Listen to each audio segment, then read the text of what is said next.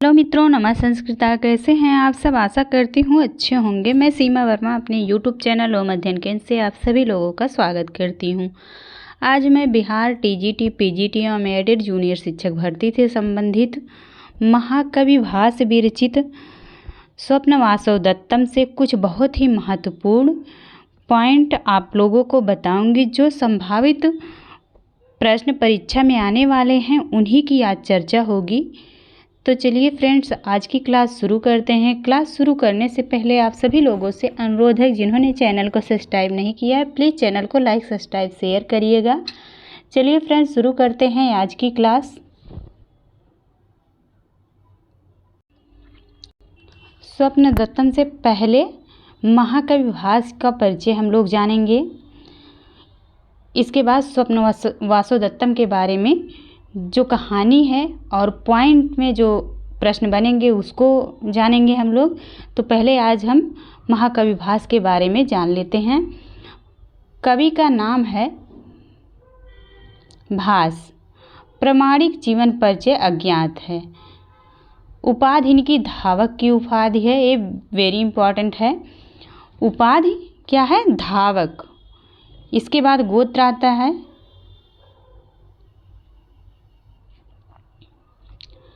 अगस्त गोत्र की हैमोदक शाखा में भास गोत्र है। पूछा जाएगा कौन सी गोत्र है, तो भास गोत्र है। जन्म समय इनका 100 ईस्वी पूर्व से 200 ईस्वी के मध्य इनका जन्म माना जाता है। इसके बाद उपासक के वैष्णव धर्म के थे। रीति वैदर्भी है और गुण, प्रसाद, माधुर्य एवं ओज तीनों का प्रयोग किया है इन्होंने।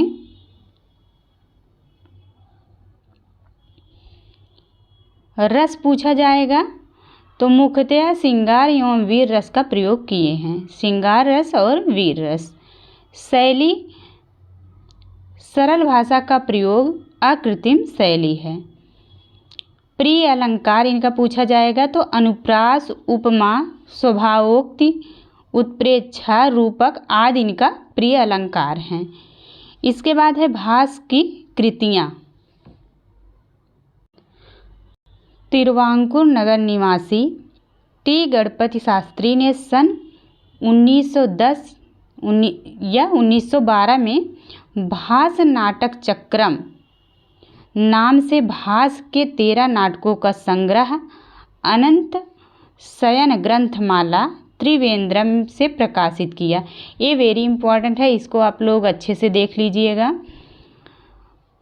पूछा जाएगा कि भास के नाटकों को प्रकाशित किसने किया था, तो टी गणपत शास्त्री ने किया था। और सन 1910 या 12 में भास नाटक चक्रम नाम से भास के 13 नाटकों को जो है प्रकाशित किया गया था। तो किस नाम से था? भास नाटक चक्रम के नाम से प्रकाशित किया गया था।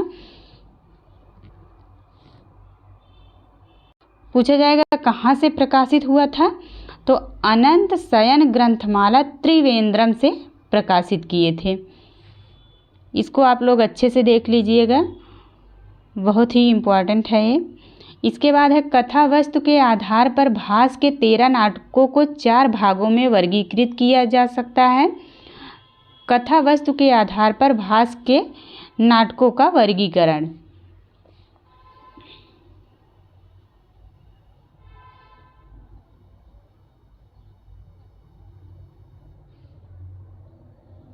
यहाँ पे भास के नाटकों को 4 भागों में वर्गीकृत किया गया है। पहला है रामायण मूलक, दूसरा महाभारत मूलक, तीसरा उदयन मूलक, चौथा है कल्पना मूलक।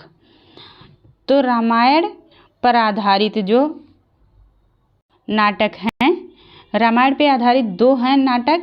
पहला अभिषेक नाटक, दूसरा प्रतिमा नाटक। पूछा जाएगा अभिषेक नाटक में कितने अंक हैं, तो 6। अभिषेक नाटक में 6 अंक हैं और प्रतिमा नाटक में 7 अंक हैं। इसके बाद महाभारत पर आधारित 7 हैं।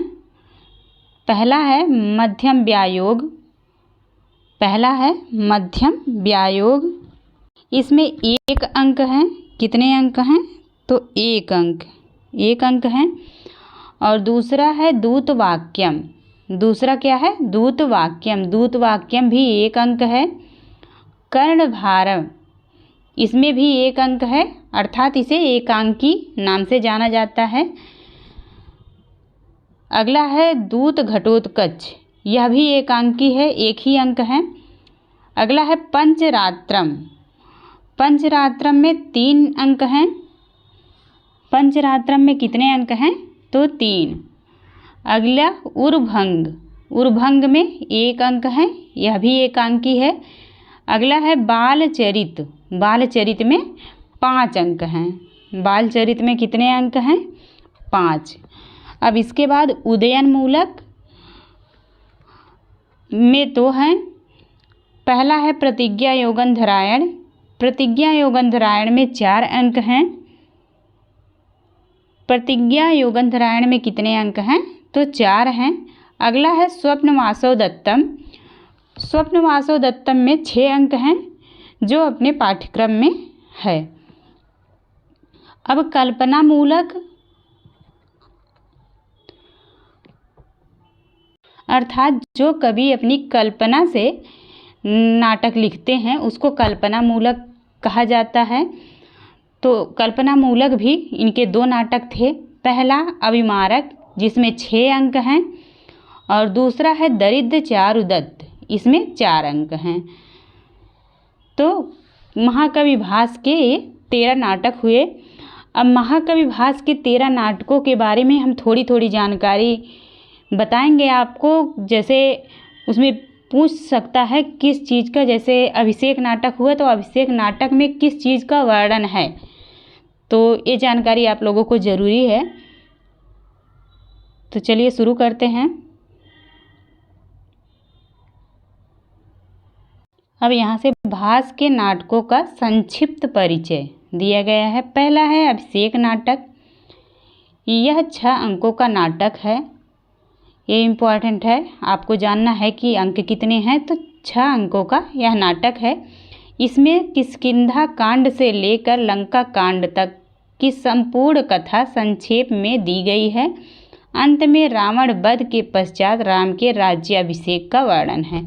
तो यहाँ से प्रश्न बनेगा कि रावण वध का वर्णन किस नाटक में किया गया है? भास के किस नाटक में है? तो अभिषेक नाटक में। और राम के राज्याभिषेक का वर्णन किस नाटक में है? तो अभिषेक नाटक में। तो ऐसे प्रश्न बनेंगे। नहीं तो ये भी पूछ सकता है किष्किंधा कांड से लेकर लंका कांड तक की संपूर्ण कथा किस नाटक में वर्णित है? तो अभिषेक नाटक में। इतनी जानकारी आप लोगों को यहाँ याद कर लीजिएगा। रावण वध और राम का अभिषेक, राज्याभिषेक। इसके आगे है प्रतिमा नाटक। प्रतिमा नाटक में 7 अंक हैं। इसमें राम के जीवन का वर्णन है। प्रश्न बनेगा राम के जीवन का वर्णन किस नाटक में है? तो प्रतिमा नाटक में राम के जीवन का वर्णन है। अगला है मध्यम व्यायोग। यह 1 अंक का व्यायोग नामक रूपक है। क्या है? रूपक है ये। मध्यम व्यायोग नाटक जो है पूछा जाएगा कितने अंक का है? तो 1 अंक का है और यह रूपक है। इसमें मध्यम पांडव भीम के द्वारा घटोत्कच के हाथ से एक ब्राह्मण पुत्र को बचाने का वर्णन है। भीम अपने पुत्र घटोत्कच को देखकर आनंदित होते हैं और हिडिंबा से उनका पुनर्मिलन होता है। ये भी इम्पॉर्टेंट है, प्रश्न बन जाएगा कि भीम का हिडिंबा से पुनर्मिलन किस नाटक में है? तो मध्यम व्यायोग नामक नाटक में है। और एक प्रश्न यहाँ से और इम्पॉर्टेंट है, भीम के घटोत्कच के हाथ से, भीम के पुत्र घटोत्कच के हाथ से एक ब्राह्मण पुत्र के बचाने का वर्णन किस नाटक में है? तो मध्यम व्यायोग। अगला है दूतवाक्यम। दूतवाक्यम यह भी एक एकांकी है, एकांकी रूपक है। इसमें कृष्ण के दूत बनकर पांडवों का संधि प्रस्ताव लेकर दुर्योधन के पास जाने का वर्णन है। दूत वाक्यम, इस नाटक के नाम से ही पता चलता है कि दूत वाक्यम, इसमें जो है कृष्ण के दूत बनकर, कृष्ण जब दूत बनकर गए थे संधि का प्रस्ताव लेकर दुर्योधन के पास, तो वही जो है वर्णन किया गया है। तो प्रश्न बनेगा, कृष्ण दूत बनकर पांडवों का संधि प्रस्ताव लेकर दुर्योधन के पास गए थे, यह किस नाटक में वर्णित है? तो दूत वाक्यम में वर्णित है। अगला है कर्णभार। कर्णभार यह भी एक एकांकी है। इसमें कर्ण का ब्राह्मण वेशधारी इंद्र को कवच और कुंडल दान में देने का वर्णन है। तो इसमें नाटक के नाम से ही पता चल रहा है कि कर्णभार। तो इसमें कर्ण जो है, जब इंद्र भगवान जो है ब्राह्मण का रूप धारण करके इंद्र का कवच कुंडल दान में मांगते हैं, तो कर्ण जो है खुशी के साथ अपना कवच कुंडल उतार के ब्राह्मण वेशधारी इंद्र को दान दे देता है। तो इसी का वर्णन कर्णभार नाटक में है। तो ये भी इम्पोर्टेंट है, यहाँ से भी प्रश्न बनेगा कि कर्ण ने कवच कुंडल इंद्र को दान किया था, तो यह किस नाटक में वर्णित है? तो कर्णभार में। अगला है दूत घटोत्कच। दूत घटोत्कच यह भी एकांकी नाटक है। इसमें एक अंक है। एकांकी मतलब एक अंक। इसमें जो है अभिमन्यु की मृत्यु के बाद कृष्ण का घटोत्कच को दूत बनाकर धृतराष्ट्र के पास भेजना और दुर्योधन द्वारा उसका अपमान करना। तो यहाँ से प्रश्न बनेगा, दुर्योधन ने घटोत्कच का अपमान किस नाटक में किया है? तो दूत घटोत्कच में। और दूसरा प्रश्न बनेगा, श्री कृष्ण ने घटोत्कच को दूत बनाकर धृतराष्ट्र के पास किस नाटक में भेजा था? तो यह दूत घटोत्कच नामक नाटक में भेजा था। अगला है पंचरात्रम। पंचरात्रम यह, इसमें जो है 3 अंक हैं। 3 अंक का रूपक है। यज्ञ की समाप्ति पर द्रोण ने दुर्योधन से दक्षिणा मांगी कि पांडवों को आधा राज्य दे दो। द्रोणाचार्य जो इनके गुरु थे पांडव और दुर्योधन के, उन्होंने जब यज्ञ समाप्त हुआ तो दुर्योधन से जो है दक्षिणा के रूप में मांगा कि आप जो है अपना आधा राज्य अपने भाइयों को अर्थात पांडव को दे दीजिए, आधे राज्य पे आप लोग रहिए। तो दुर्योधन शर्त लगा देता है। दुर्योधन कहता है ऐसे हम नहीं देंगे राज्य। कहता है कि यदि 5 रात के अंदर पांडव मिल जाते हैं तो दे दूंगा। द्रोण के प्रयास से पांडव मिलते हैं और आधा राज्य प्राप्त करते हैं। तो पूछा जाएगा, पांडवों को आधा राज्य प्राप्त होता है, यह किस नाटक में वर्णित है? भास के किस नाटक में वर्णित है? तो पंचरात्र में। अच्छा हाँ, एक ऐसे अगर प्रश्न बनता है, भास के किस नाटक में वर्णित है? क्योंकि ये कथाएं तो बहुत सी नाटक में मिलेंगी ना। महाभारत से जो है आधारित बहुत से ऐसे नाटक हैं, ग्रंथ हैं जो लिखे गए हैं। तो ये कहानी आपको और जगह भी मिलेगी। तो अगर प्रश्न बनता है भास के किस नाटक में वर्णित है, तो पंचरात्रम में। और यदि मतलब जितने भी नाटक इनके मैं बता रही हूँ, यदि भास के नाटक में आता है तभी आप मारिएगा ये ऑप्शन, नहीं तो जैसे और भी होगा ऑप्शन में। तो बिहार में जो पूछता है एक से अधिक, एक ऑप्शन बनता है एक से अधिक, तो आप लोग प्रश्न को अच्छे से पढ़िएगा। यदि 2 आंसर सही होता है तो आप लोग एक से अधिक ऑप्शन सही करिएगा। तो अगला नाटक है उरुभंग। उरुभंग यह भी एक एकांकी नाटक है।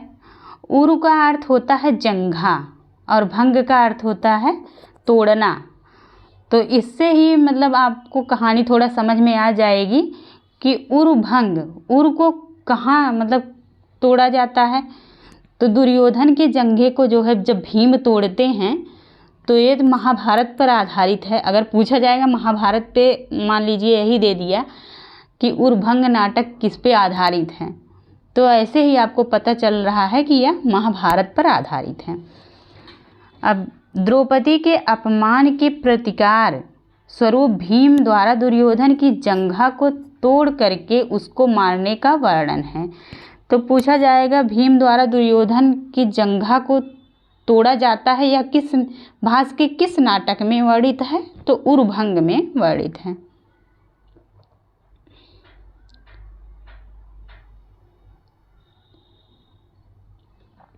इसके बाद है बालचरित। बालचरित इस नाटक में 5 अंक हैं। अच्छा, महाभारत पर आधारित जो नाटक हैं वह 7 नाटक हैं। यहाँ पे देखिए, एक मिनट, यहाँ पे देखिए, महाभारत पे जो है ये 7 नाटक हैं महाभारत पे आधारित।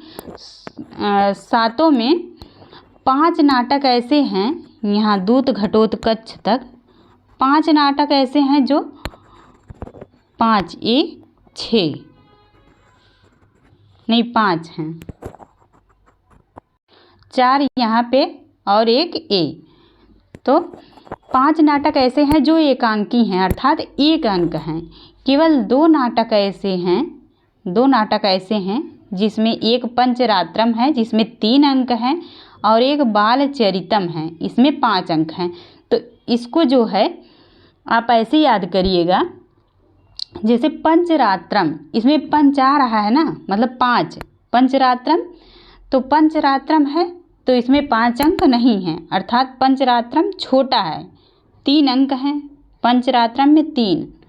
और बालचरित, बाल छोटा है तो अर्थात बड़ा है, तो इसको 5 अंक लगाइएगा।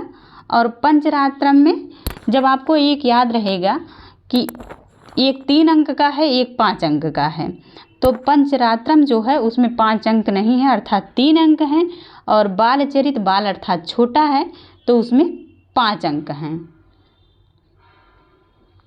छोटे को बड़ा कर दीजिएगा और बड़े को छोटा, ऐसे आप याद कर सकते हैं। तो पंचरात्रम में 3 अंक, बालचरितम में 5 अंक।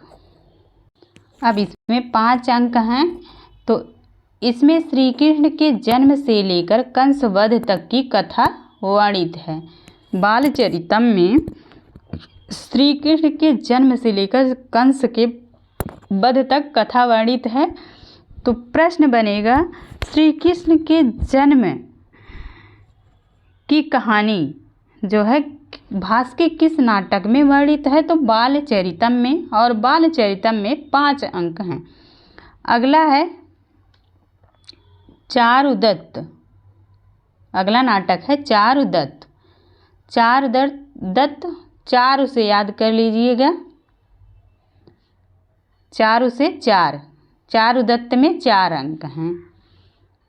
इसको अच्छे से पढ़िए, चारु, चारुदत्त में 4 अंक। इसमें निर्धन ब्राह्मण चारुदत्त और वसंत सेना नाम की वेश्या के प्रणय का वर्णन है। इसमें भरत वाक्य नहीं है और कथा अधूरी है। ये देखिए, बहुत ही इम्पोर्टेंट है। आपसे प्रश्न पूछा जाएगा कि भास का कौन सा नाटक ऐसा है जो अधूरा है, तो चारुदत्तम अधूरा नाटक है इनका।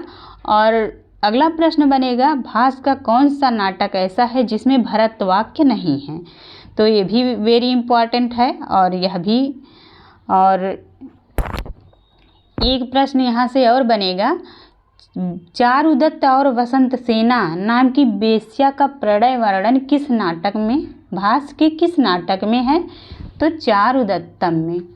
और चारुदत्तम में पूछा जाएगा नायक का नाम, तो चारुदत्त है और नायिका वसंत सेना है।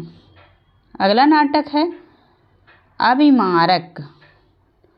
इसमें अभिमारक में 6 अंक हैं, अभिमारक में 6 अंक हैं और यह कल्पना प्रसूत नाटक है। याद रखिएगा, यह कल्पना प्रसूत नाटक है, इसमें 6 अंक हैं। इसमें राजकुमार अभिमारक का राजा कुंती भोज की पुत्री कुरंगी के साथ प्रणय विवाह का वर्णन है। तो यहाँ से प्रश्न बनेगा, अभिमारक का राजा कुंती भोज की पुत्री कुरंगी के साथ प्रणय विवाह किस भास के किस नाटक में वर्णित है? तो अभिमारक में। अगला है प्रतिज्ञा योगंधरायण। इस नाटक में 4 अंक हैं। उदयन के वासवदत्ता से प्रेम और विवाह का वर्णन है।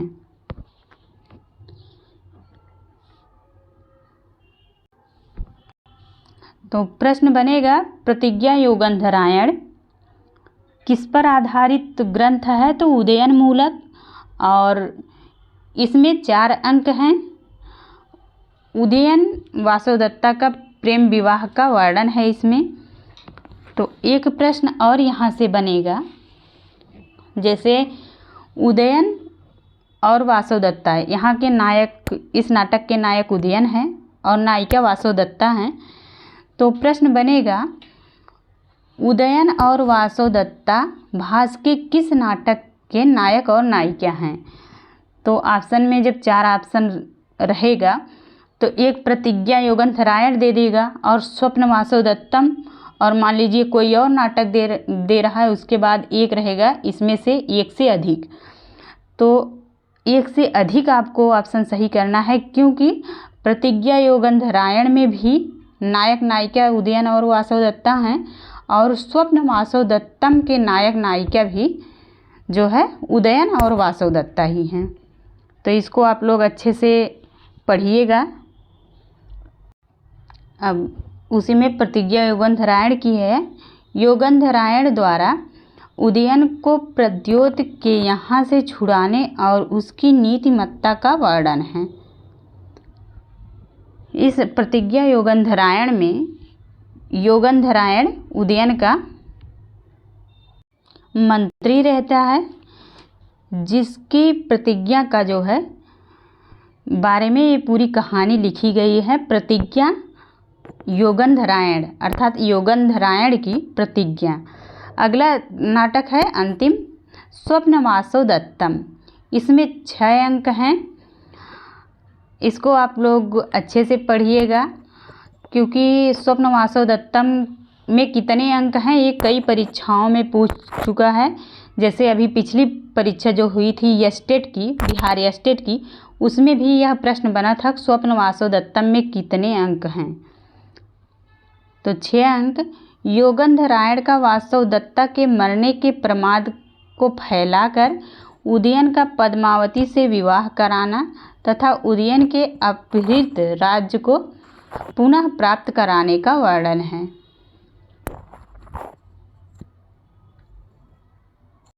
अब यहाँ से स्वप्न वासवदत्तम का परिचय है। स्वप्न वासवदत्तम के लेखक महाकवि भास हैं। काव्य विधा यह नाटक है। पूछा जाएगा काव्य विधा कैसी है? तो नाटक है यह। विभाजन 6 अंकों में हुआ है। उपजीव्य, यह बहुत ही इम्पोर्टेंट है, उपजीव्य पूछा जाएगा। ऐतिहासिक है और गुणाढ्यकृत बृहत कथा पर आधारित है यह। श्लोक संख्या, ये भी बहुत इम्पोर्टेंट है, श्लोक संख्या 57 है।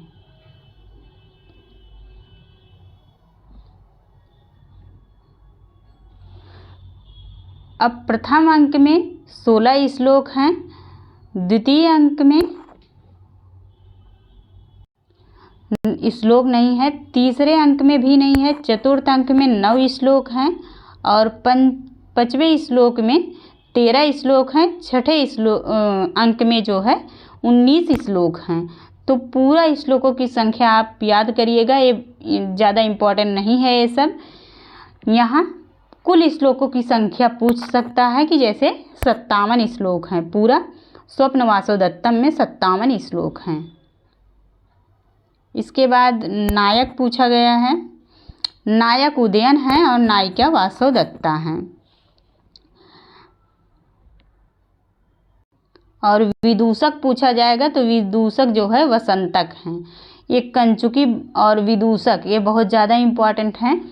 ये प्रश्न बनता है स्वप्न वासवदत्तम का विदूषक कौन है, तो वसंतक है। वासवदत्ता वसंतक, ऐसे याद रखिएगा, स्वप्न वासवदत्ता वसंतक। और कंचुकी पूछा जाएगा तो कंचुकी आप लोग इसको बहुत अच्छे से पढ़िएगा। जैसे जब कंचुकी पूछा जाएगा तो राजा उदयन का कंचुकी कौन था। यदि प्रश्न बना राजा उदयन का कंचुकी कौन था, तो राजा उदयन का वादरायण था। उदयन वादरायण, इसको ऐसे याद रखिएगा, उदयन वादरायण। और जब पूछा जाएगा महासेन प्रद्योत का कंचुकी कौन था, तो महासेन प्रद्योत का कंचुकी रभ्य था। कौन था? महासेन प्रद्योत का कंचुकी रभ्य था। और जब आपको उदयन का कंचुकी याद रहेगा तो महासेन का अपने आप ही सही हो जाएगा, तो उदयन का वादरायण और महासेन प्रद्योत का रभ्य। प्रद्योत जो थे वो वासवदत्ता के पिता थे। वासवदत्ता के पिता का नाम प्रद्योत था और माता का नाम अंगारवती था। तो एक प्रश्न यहाँ से ऐसे भी बनेगा कि जैसे स्वप्न वासवदत्तम का कंचुकी है, तो पहला ऑप्शन है वादरायण, दूसरा रभ्य, तीसरा मान लीजिए माधव्य दे देता है, चौथा ऑप्शन देगा इनमें से एक से अधिक। तो आपको एक से अधिक सही करना है, क्योंकि कंचुकी जो है स्वप्न वासवदत्तम में 2 कंचुकी हैं। अगला प्रश्न बनेगा प्रतिनायक। प्रतिनायक जो है आरुणि है, ये भी बहुत इम्पॉर्टेंट है, प्रतिनायक याद रखिएगा, आरुणि। अगला है प्रधान या अंगिरस, तो प्रधान रस श्रृंगार है।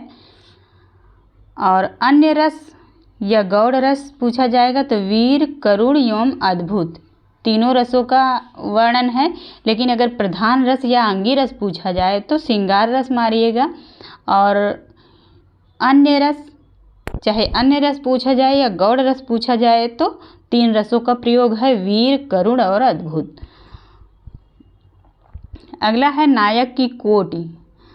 राजा उदयन कैसा नायक है, तो धीर ललित दक्षिण नायक है। धीर ललित नायक में जो है 2 नायक आते हैं, एक राजा उदयन और दूसरा जो है मेघदूतम का यक्ष भी धीर ललित नायक है। तो ये भी बहुत इम्पॉर्टेंट है, इसको याद रखिएगा। राजा उदयन कैसे नायक हैं, तो धीर ललित कोटि के नायक हैं। अलंकार पूछा जाएगा तो उपमा के साथ साथ रूपक और उत्प्रेक्षा दोनों हैं। अलंकार स्वप्न वासवदत्तम में रूपक और उत्प्रेक्षा दोनों अलंकारों का वर्णन है। अगला है गुण। गुण जो है प्रसाद, माधुर्य और ओज का समन्वय है। तीनों गुण हैं, प्रसाद, माधुर्य और ओज। और पूछा जाएगा रीति कैसी है, तो रीति जो है वैदर्भी रीति का प्रयोग हुआ है। स्वप्न वासवदत्तम में वैदर्भी रीति का प्रयोग हुआ है। और छंद पूछा जाएगा, सर्वाधिक प्रयुक्त छंदों में अनुष्टुप और वसंत तिलका मुख्य हैं। तो पूछा जाएगा स्वप्न वासवदत्तम में सर्वाधिक प्रयुक्त होने वाला छंद है, तो अनुष्टुप छंद है, जो 22 श्लोकों में प्रयोग किया गया है। 22 श्लोक जो हैं अनुष्टुप छंद में हैं और 11 श्लोक वसंत तिलका छंद में हैं। तो सबसे ज़्यादा पूछा जाएगा, यही इम्पॉर्टेंट है, सबसे ज़्यादा पूछ सकता है कि सबसे ज़्यादा किस जो है छंद का प्रयोग हुआ है, तो अनुष्टुप छंद का। इसके बाद है वसंत तिलका छंद का जो है 11 श्लोक वसंत तिलका में, 22 अनुष्टुप में। तो आप लोग कमेंट में बताइएगा आज की क्लास आप लोगों को कैसी लगी। आज की क्लास यहीं पे बंद करते हैं। अगली क्लास में स्वप्न वासवदत्तम का संक्षिप्त कथानक, आपको पूरी कहानी जो है बताऊंगी। तो आप लोगों से एक बहुत ज़्यादा रिक्वेस्ट है कि आप लोग चैनल को सब्सक्राइब करें या ना करें, वो आप लोगों को मर्ज़ी है कि मतलब आप लोगों को क्लास अच्छी लगती हो तो करिएगा, नहीं तो नहीं करिएगा। लेकिन आप लोग लाइक और कमेंट ज़रूर किया करिए, क्योंकि हमें लाइक या कमेंट से कोई पैसा नहीं मिलेगा, तो उससे एक प्रोत्साहन मिलता है। जब आप लोग कमेंट करते हैं, मान लीजिए हमसे कहीं कोई गलती होती है तो उसको आप लोग बताइए, वहाँ हम अपनी गलती मतलब सुधारेंगे और अच्छी वीडियो बनाने की कोशिश करेंगे। और जैसे यदि आप लोगों को कहीं कमी लगती है तो कमी बताइए, और अच्छी लगती है तो अच्छी बताइए वीडियो, क्योंकि आप लोगों के एक कमेंट से हमें बहुत प्रोत्साहन मिलता है कि हम वीडियो अच्छी से अच्छी आप लोगों तक पहुंचा सकें। तो thank you, all of you, आप लोगों को बहुत बहुत धन्यवाद। आज की क्लास यहीं पे बंद करते हैं।